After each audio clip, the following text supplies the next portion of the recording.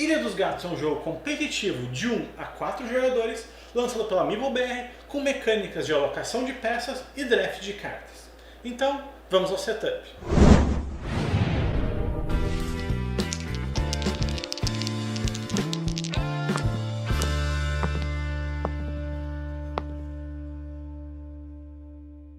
Pegue o tabuleiro de ilha com o lado com o gatinho vermelho e coloque ele no centro da mesa, assim como os tesouros comuns na parte de baixo. E o barquinho roxo no marcador de 5 turnos. E por fim, cada jogador vai escolher um gatinho da sua cor de preferência e colocar aleatoriamente nos espaços do tabuleiro. Coloque também os gatos Oxax num espaço acessível a todos os jogadores, assim como todas as cestas, fichas de peixe e baralho de cartas de fundo azul no centro da mesa. E por fim, cada jogador recebe um tabuleiro de barco com o gatinho vermelho virado para cima, recebe uma ficha de cesta permanente e, se for necessário que o jogador tenha alguma dificuldade em perceber cores, tem essa cartinha de resumo aqui que auxilia na iconografia das cores e dos tipos de gato.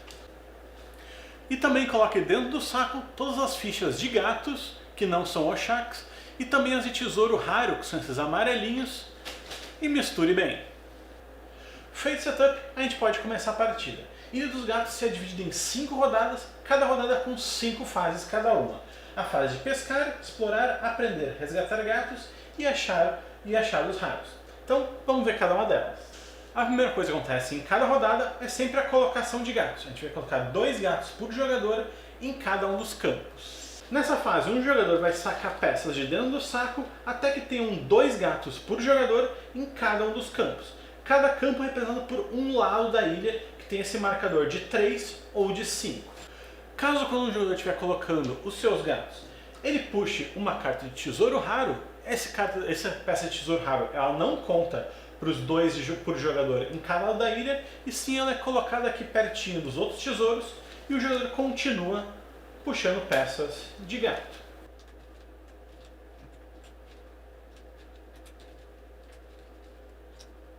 Feito isso, os jogadores podem passar para a primeira fase, que é a fase de pescar.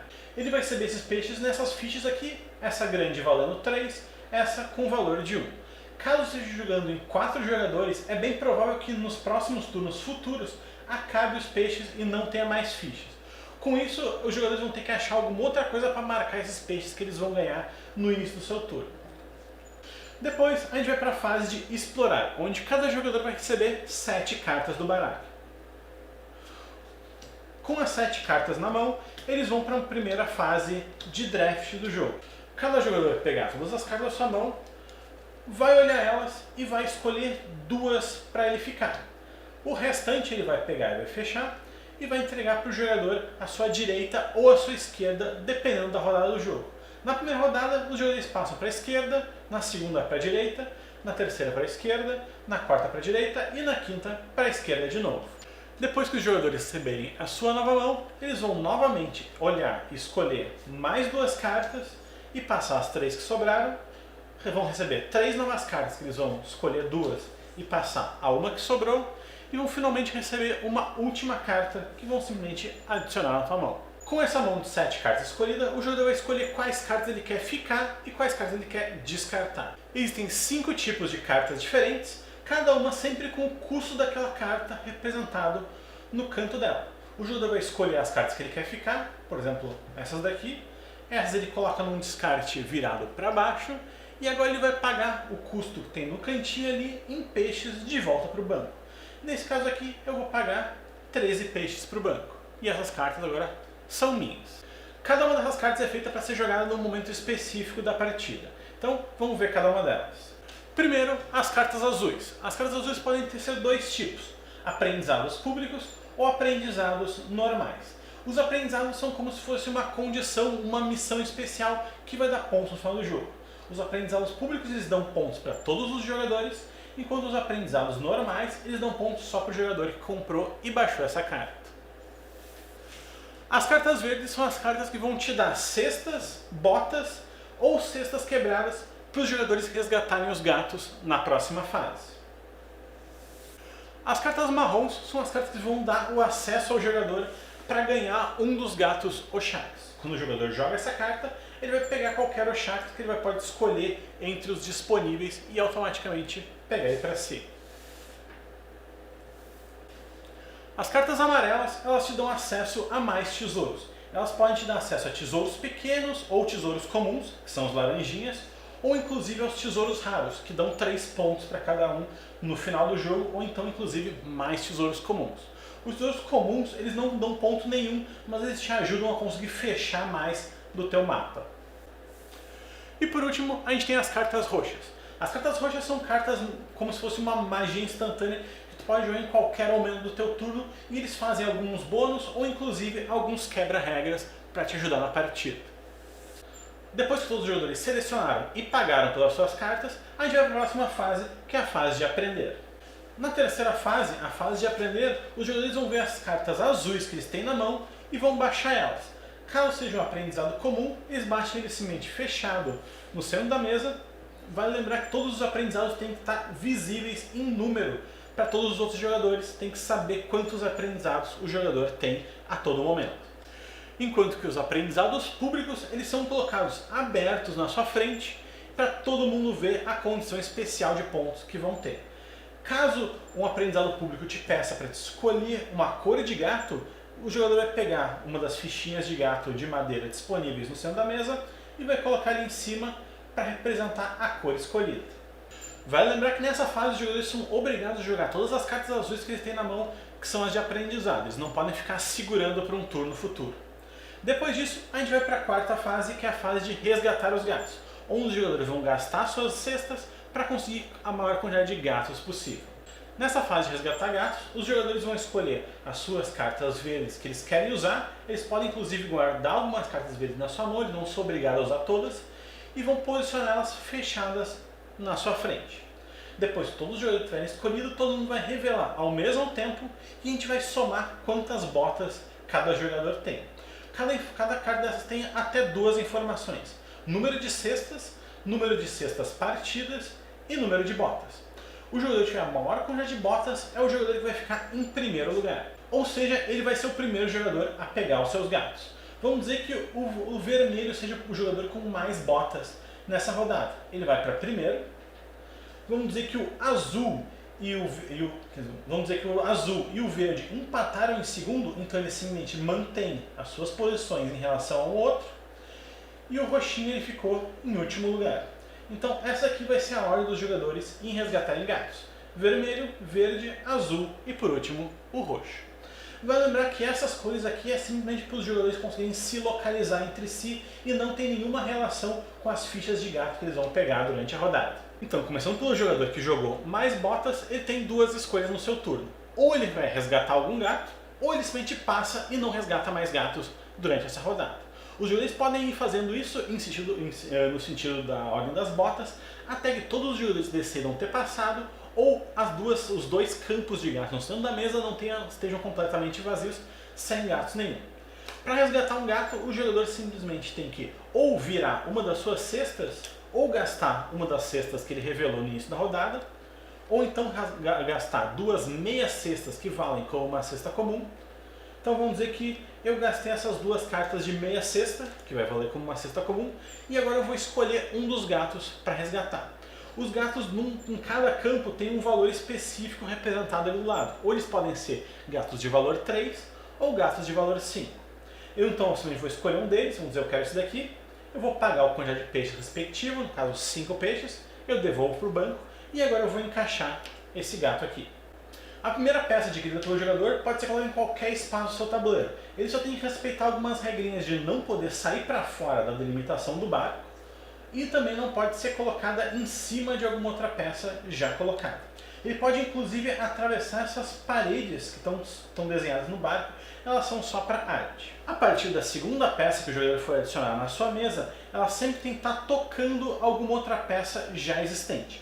Por exemplo, eu não posso simplesmente colocar essa peça aqui no outro canto, ela tem que estar sempre tocando alguma peça já no tabuleiro.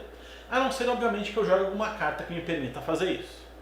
O posicionamento de cada gato é muito importante e o jogador tem que tomar muito cuidado para maximizar a quantidade de pontos que ele vai ganhar. Então vamos dar uma olhada na pontuação. No tabuleiro de cada jogador tem 5 mapas representando cada uma das cores do gato.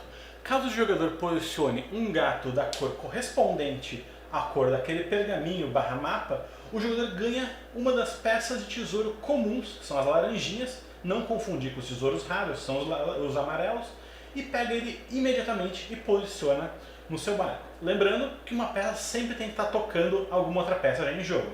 Então eu teria que posicionar essa tipo por aqui, ou então inclusive aqui em cima.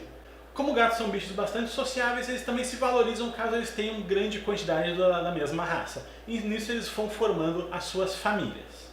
Quanto maior a quantidade de gatos da mesma cor se tocando, os jogadores vão ganhar uma quantidade de pontos a mais a partir de 3 gatos. Em 3 gatos é 8, 4, 11, 5 gatos 15, 6, 20, 7, 25 e assim por diante de acordo com essa tabelinha aqui. E vale lembrar também que não tem nenhum problema o jogador simplesmente colocar um outro gato de alguma outra cor tocando uma família de gatos já existente. Só que esses dois não vão contar para uma família, são simplesmente famílias diferentes. Mas além de focar nas coisas que dão pontos, os jogadores também têm que focar nas coisas que tiram pontos no final da partida. Cada rato visível no final do jogo é um ponto a menos para o jogador. Ou seja, é sempre bom tentar tapar o maior número possível de ratos durante a partida, porque cada um deles é um ponto negativo no final do jogo. O tabuleiro também é dividido em 7 aposentos, cada um deles representado por um símbolo específico. Tenho aqui o desse papagaiozinho aqui na popa, que são simplesmente essas 4 pecinhas, o do papagaio aqui na parte de trás do barco também, que são essas peças aqui, os 2 dormitórios, que são essa meia lua aqui do meio, de cima e de baixo. Também a gente tem essa maçã meio comida, que é o refeitório aqui. Essa parte tem esse trigo, cereal, nessa parte daqui. E também a gente tem esse mega aposento aqui no meio, que também conta como um habitat. No final do jogo, cada habitat que não esteja completamente completo, ou seja, com cada um dos buraquinhos ocupados, o jogador vai perder 5 pontos por habitat. Ou seja, é muito importante tentar fechar a maioria dos habitats possível, cobrindo todos os espacinhos que ele conseguir. Então, depois do jogador da vez resgatar um gato ou escolher passar, a gente vai para o próximo jogador que jogou maior quantidade de botas e ele vai fazer a escolha dele também de ou resgata um gato ou passa e está fora da rodada. Os jogadores vão indo assim até que todo mundo tenha passado ou não tenha mais nenhum gato disponível para ser resgatado. Depois a gente vai para a quinta fase, que é a fase de achados raros. Na fase de achados raros é a fase onde os jogadores vão jogar suas cartas marrons ou suas cartas amarelas. Quando o jogador jogar uma carta que fornecer qualquer quantidade de tesouros, tanto raros quanto comuns, ele imediatamente pega e posiciona esse tesouro no seu tabuleiro. Caso ele posicione uma peça que não seja um gato da cor do mapa barra pergaminho que libera os tesouros, simplesmente nada acontece. Quando ele joga uma carta de Oxax, ele vai escolher uma peça de Oxax que ele quer, vai posicionar no seu tabuleiro e imediatamente vai escolher uma cor para aquele Oxax participar de uma família. Ele vai fazer isso pegando uma das pecinhas de madeira e posicionando em cima daquele Oxax. Agora esse Oxax vai ser representado e vai ser contado como se fosse um gato azul. Vai lembrar que conforme vai passando o jogo, o jogador não pode modificar essa escolha. Então é bem importante o jogador pensar no que ele vai fazer. Então os jogadores vão de novo na ordem das botas, jogando sempre uma carta ou amarela, ou então uma carta marrom e passando para o próximo até que ninguém mais queira jogar nenhuma carta. Lembrando que eles não necessariamente vão jogar todas as cartas, eles podem escolher guardar umas cartas para jogar em turnos futuros. Vale lembrar que também que os jogadores têm as cartas roxas dele, eles podem jogar em qualquer momento dessas 5 fases e eles podem simplesmente fazer o efeito e descartar ela. Ou então os jogadores podem guardar para uma próxima rodada.